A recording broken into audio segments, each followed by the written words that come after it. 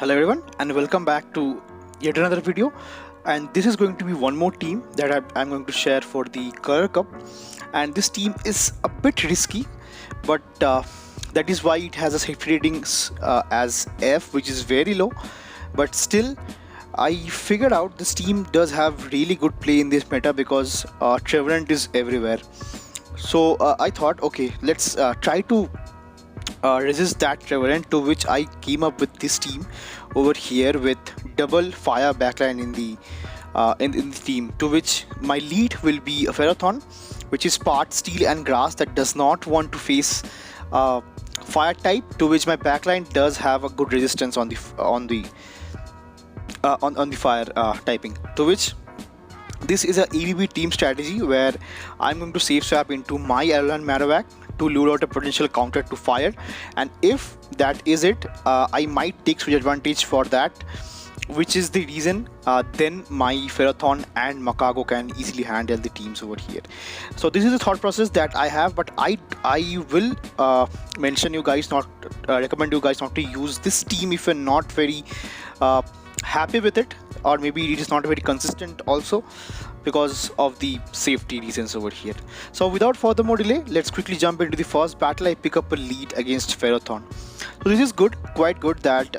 I'm facing it up. So I'll be staying in this matchup and I'll be waiting for them to throw first. So if they're going for a flash cannon, which it does not have access to, that is the reason they went for a resisted power whip over here, but I'll be going for the next flash cannon over here. So flash cannon does neutral damage,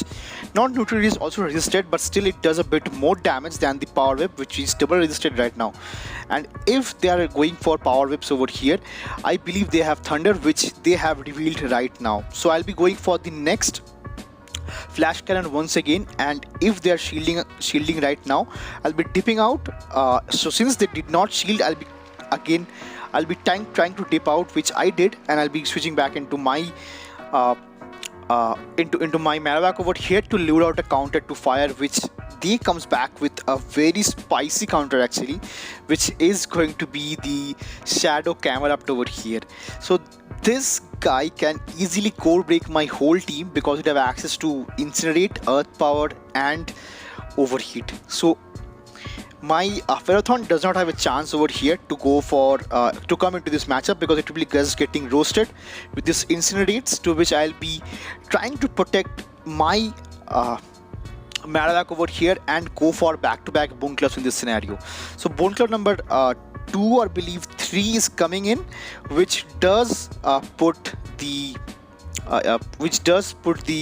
camera out very low, and now from this kind of range they will be going for the Earth Power, which I am fine with, and I can easily come back with my Magcargo and get the Heart Farm down because their Ferrothorn is also quite low. And let's see what they have access to in the backline, which is going to be their own Pelipper. And now I tried to go for the first Rock Tomb over here, which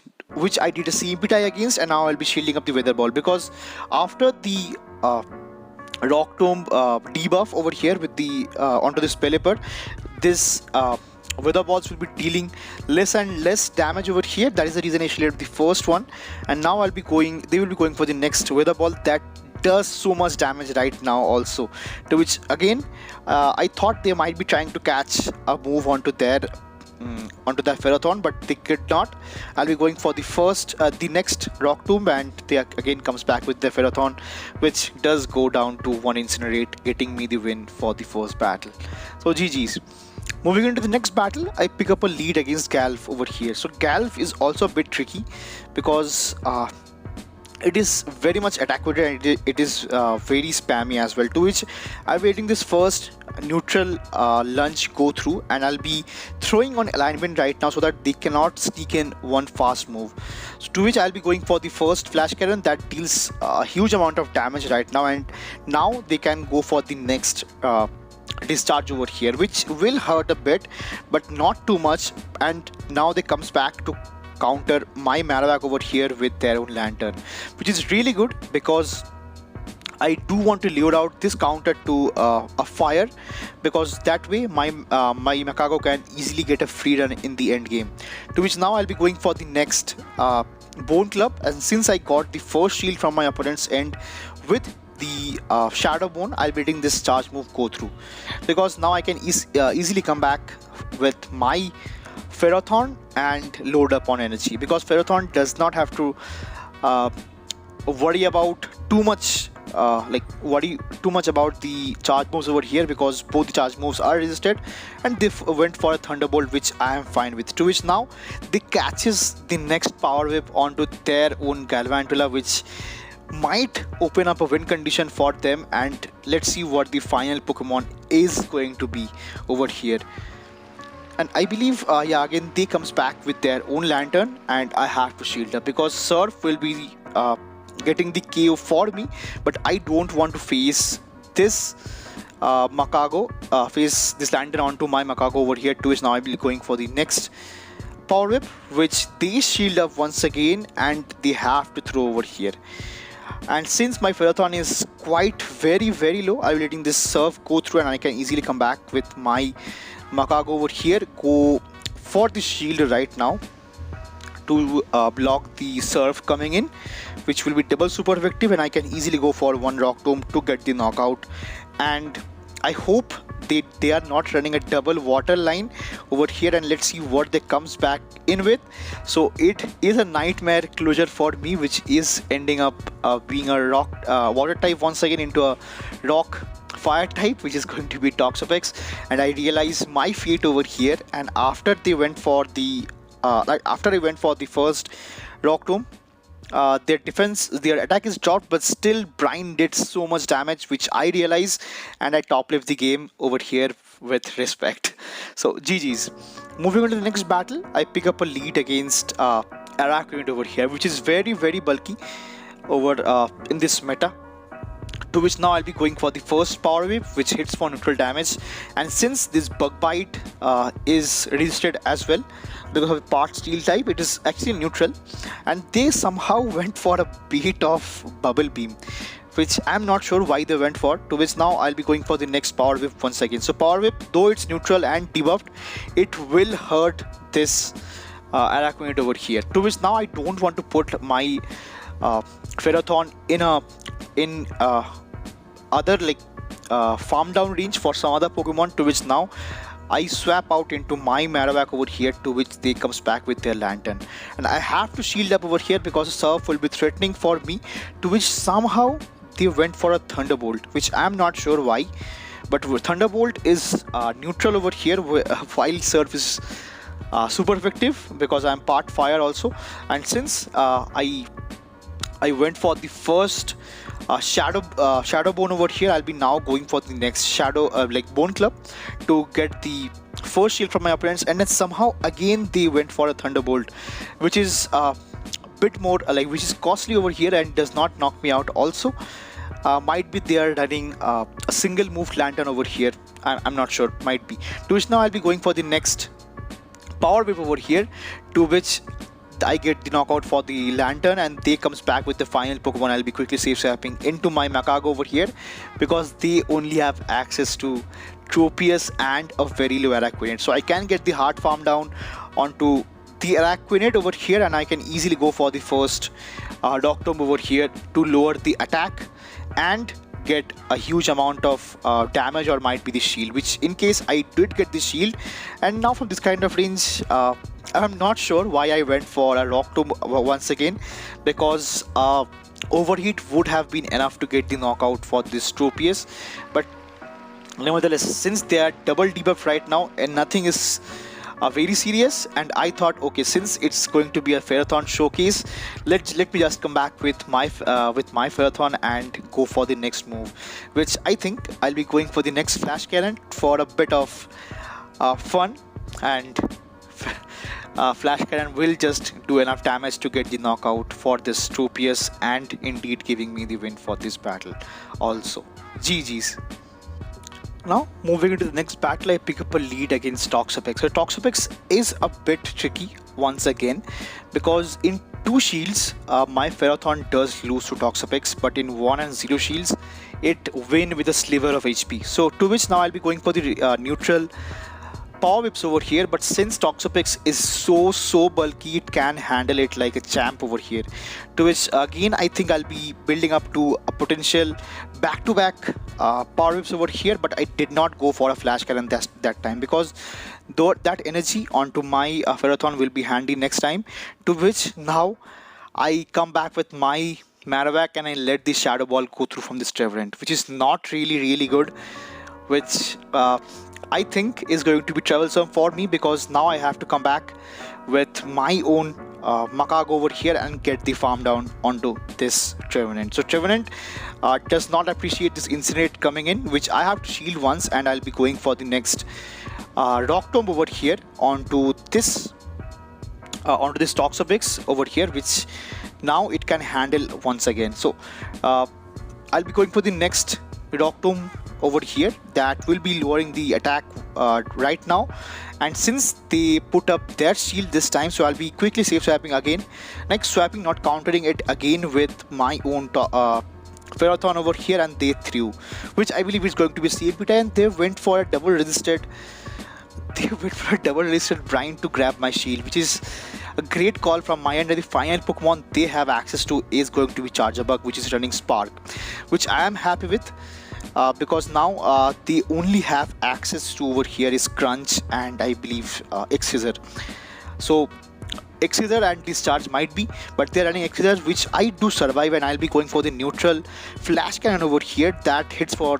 quite a bit of damage, and I tried to swipe out, which I could not. And now from this kind of range, my win condition is to get the farm down and call the move over here, which again ends up being a X-Scissor, which is double resisted and does not do too much damage. To which now again they went for X-Scissor, which I'm quite sure right now, and they again will be coming back with their low Toxapex over here, which I'll be going for the resisted Overheat, which almost knocks it out over here, and they again comes back with the very low Charjabug, to which I get the farm down with Incinerate, get the win for this battle here as well. GG's. Moving on to the next battle, I pick up a lead against Abomasnow. So Shadow 1, which is a bit scary, because with energy, as you guys can see, this resisted like neutral Wither Ball did so much, and does they respect the Flash Cannon over here, which they do not, and they get one shot from that kind of range, and now they comes back with their own Galv over here, to which I quickly safe swap into my Marowak, because I don't want to take much damage onto my Ferrothorn, because it's my only counter to water if they are having in the back, which is there, and it's going to be a Toxapex. So for Toxapex, it will not appreciate this Bone Clubs and Shadow Bone adding up over here, and which I think I will double shielding up this time, because I have my win condition, because Galvantula does not have anything to throw at my Magcargo over here, to which I will be double shielding onto this double like back-to-back Brines over here, and I'll be going for the next Shadow Bone once again. So if I can get the defense drop over here, the next Bone Club, which I will win CMP against this Toxapex, it will be lethal right now, which I do get the defense drop. And now I'll be going for the next Bone Club, and they have to throw, because they cannot farm down alolanmarowak with resisted poison jabs, also coming from a defense weighted Pokemon like Toxapex. So they went for the Brine, and now I can easily come back with my own Ferrothorn and easily handle everything that they throws over here. To which now they comes back with the Galv and throws the lunge over here, which I cannot take, and I am happy with that, because I don't want to get the Galv extra farm down over here. And since Galv is quite spammy, so they will be going for these double resisted lunges over here to get my defense drop, but I'll be sticking to my plan, which is going to be the farm down onto this Galv, because their Toxapex is quite low, and I can survive one discharge or a lunge and easily go for the next Overheat over here, which will just do enough damage onto this Toxapex to get the win for this battle here as well. So nice and well played. GG's. Moving on to the next battle, I pick up a lead against Walrein. So Walrein does not appreciate this power whips coming in, and they safe swaps into their own Trevenant. So for Trevenant, I do not have a really good answer as a safe swap, because I cannot easily come back with my own Marowak because they were ahead energy. To which I take in one Shadow Ball because I can survive that and I can now come back with my Marowak. So I was correctly counting this time, but somehow I thought that they might have reached to the Shadow Ball, which was not the case, and I end up shielding the Seed Bomb over here, which is very much unfortunate, and I'm happy to double shield up and go for the farm down right now. But they again went for a Seed Bomb, which I'll be going for the farm down over here because I don't want to align my Magcargo onto their Walrein over here, to which I'll be going for the neutral Shadow Bone over here, and they are forced to throw because they cannot farm down with resisted Powder Snows over here, and they are forced to throw. And I quickly switch in back to my Ferrothorn to go for the first Power Whip, which does take out the Walrein, and the final Pokemon they have access to is going to be the Talonflame, which is facing its worst nightmare over here, being the Magcargo in the scenario, and they somehow went for a resisted Flame Charge to boost up the attack, but I'll not let it happen because I'll be quickly going in for the Rock Tomb, which drops it once again, and now they can again go for Brave Bird. Be it, I can handle it like a champ, and I'll be going for the next Rock Tomb, and with the defense drop over here from the Brave Bird, this will just be enough to get the knockout for this Talonflame, giving the win for the second last battle here as well. So GG's. Moving into the final battle of the video over here, I pick up a lead this time once again with a normal Abomasnow, which is again not good because this Powder Snows and Weather Ball does add up, but I'll be forced to throw this Flash Cannon. And now let's see, does they respect the Flash Cannon coming from a Ferrothorn? They do respect this time because they'll be going up for the first shield, and to which I'll be coming back with my Marowak over here, get Iron Energy, and they comes out with their own Jellicent. So I'm very much happy again that they comes back with their own water typing over here, because now since I do land the first Shadow Bone over here that does so much damage, I can easily go for one more Bone Glove, and which I think I did win CMP against, and they might shield up this once again. So since they gave up both the shields, I'm happy to let my Marowak go down because it have done its job. But they went for a Surf, and they will be getting a bit of extra farm as well, but it's not threatening for me because yeah, they will be again going for one Surf this time, which I can easily handle, which is resisted, and I can go for one Flash Cannon, but not before they threw and sniped me down with their own Abomasnow right now. But for Abomasnow, I do have a really hard answer in my backline, which is going to be my own Magcargo, and they can easily go for back-to-back Weather Ball, which is not threatening for me at all because it is double resisted once again because of the fire and rock typing, and I'll be going for the next Incinerate, which does knock out the Jellicent, and the final Pokemon they are having access to is a Shadow Wake, which will just get roasted from this overheat coming in, giving the win for the final battle here as well. So GG's. So that will be all for this video, and if you are trying out this team, do let me know how it is working out for you, and see you again in the next one. Till then, peace.